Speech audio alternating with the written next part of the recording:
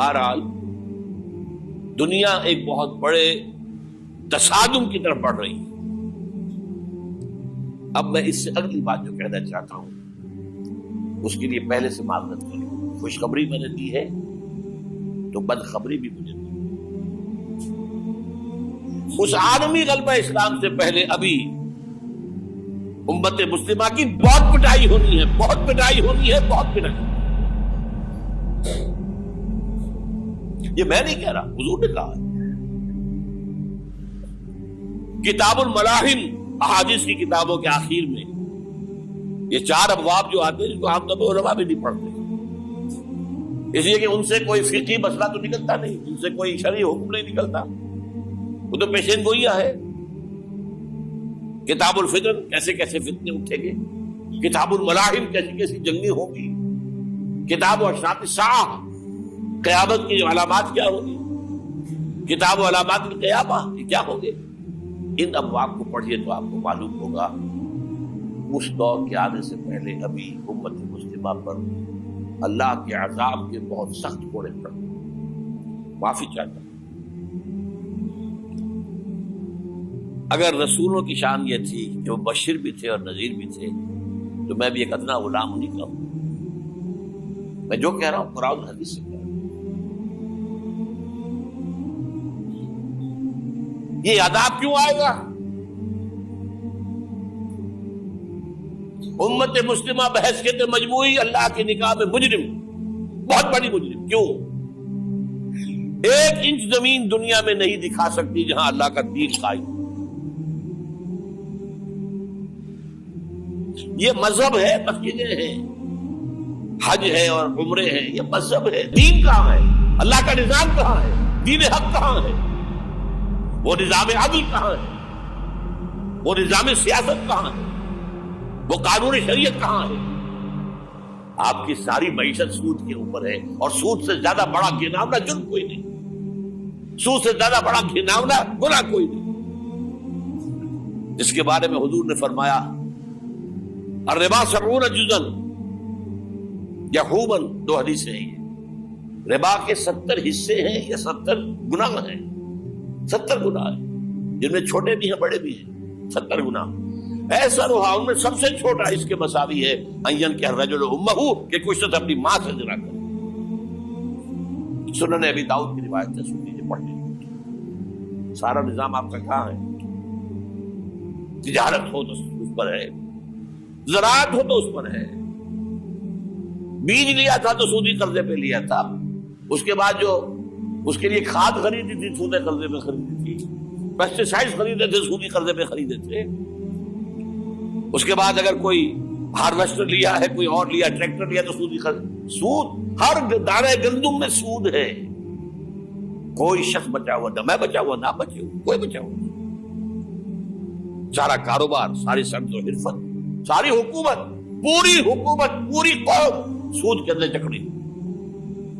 ایک ایک شخص. کہاں ہے اسلام؟ آپ میری بات سمجھ لیجئے. اسلام کے 2 حصے کر لیجئے. اسلام بطور مذہب، اسلام بطور دین.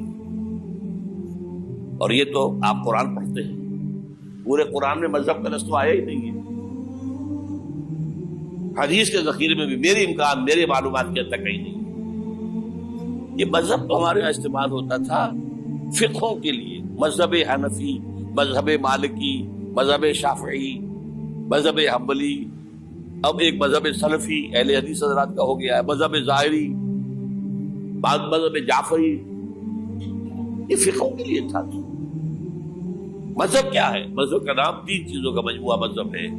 کچھ عقائد، کچھ عبادات، کچھ رسومات. بچہ پیدا ہوگا تو کیا کریں گے؟ عقیقہ کریں گے. کوئی فوت ہوگا تو کیا کریں گے؟ جنازہ پڑھائیں گے، کفن دفن کریں گے.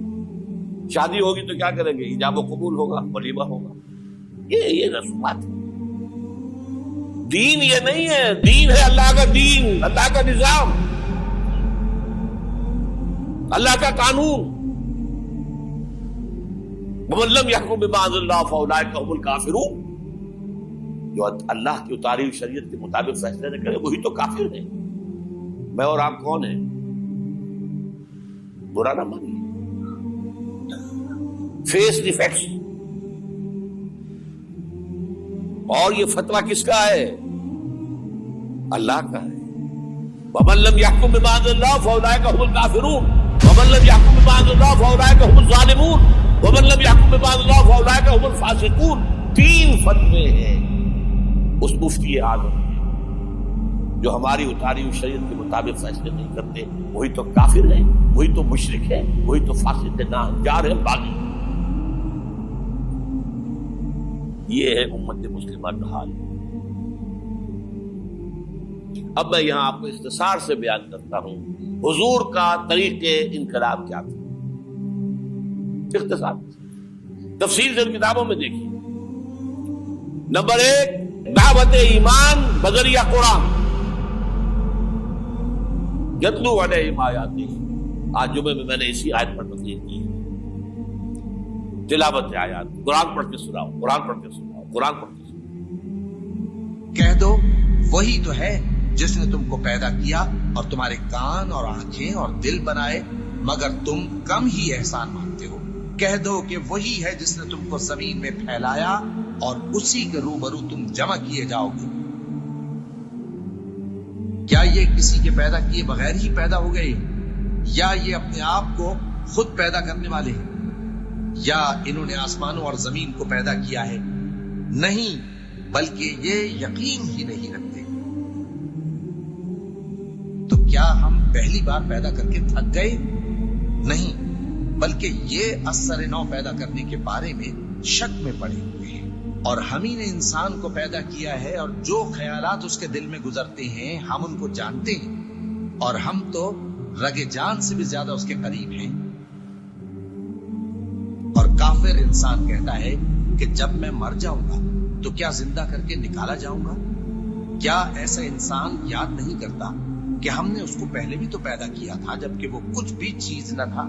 جو تمہارے پروردگار کی قسم, ہم ان کو جمع کریں گے اور شیطانوں کو بھی, پھر ان سب کو جہنم کے گرد حاضر کریں گے اور وہ گھٹنوں پر گرے ہوئے ہوں گے. وہی زندہ کو مردے سے نکالتا ہے اور وہی مردے کو زندہ سے نکالتا ہے, اور وہی زمین کو اس کے مرنے کے بعد زندہ کرتا ہے, اور اسی طرح تم دوبارہ زمین میں سے نکالے جاؤ گے. اور اسی کی نشانیوں میں سے ہے کہ اس نے تمہیں مٹی سے پیدا کیا, پھر اب تم انسان ہو کر جا بجا پھیل رہے ہو. اس قرآن کے ذریعے سے دلوں میں ایمان پیدا ہو, یقین والا ایمان. دیکھیے, برا نہ مانے, مغالطے میں نہ رہیے. میرے اور آپ کے دلوں میں ایمان نہیں ہے, عقیدہ ہے. عقیدہ ہے, والدین سے ملا ہے.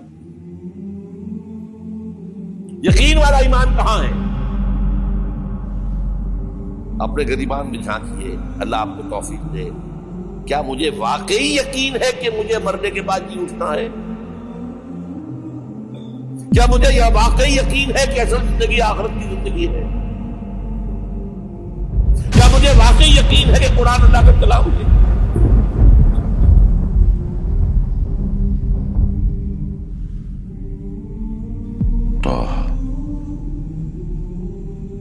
ما أنزلنا عليك القرآن لتشقى إلا تذكرة لمن يخشى تنزيلا ممن خلق الأرض والسماوات العلى الرحمن على العرش استوى له ما في السماوات وما في الأرض وما بينهما وما تحت الثرى وأن تجهر بالقول فإنه يعلم السر وأخفى الله لا إله إلا هو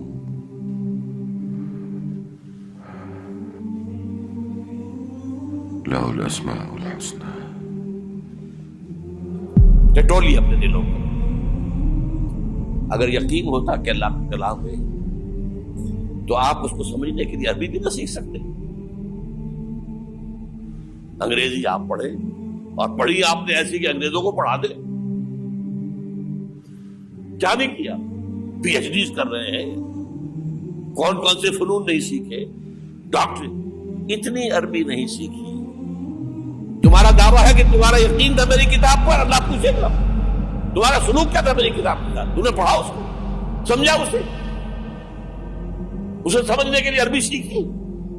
نہیں، تو تم جھوٹ بول رہے ہو، تمہارا کوئی ایمان نہیں تھا میری کتاب۔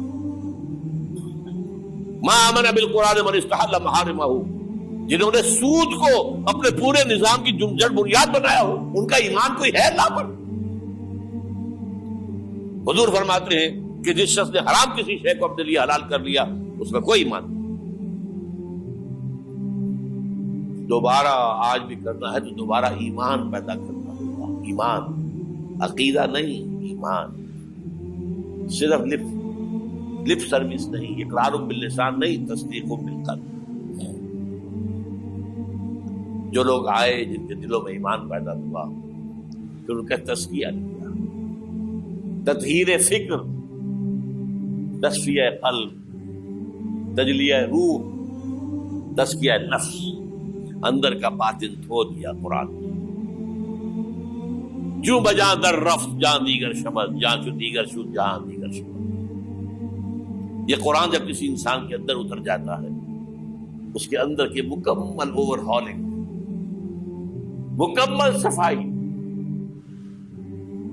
دماغ کی صفائی غلط نظریات سے، دل کی صفائی غلط نیتوں سے، غلط ارادوں سے،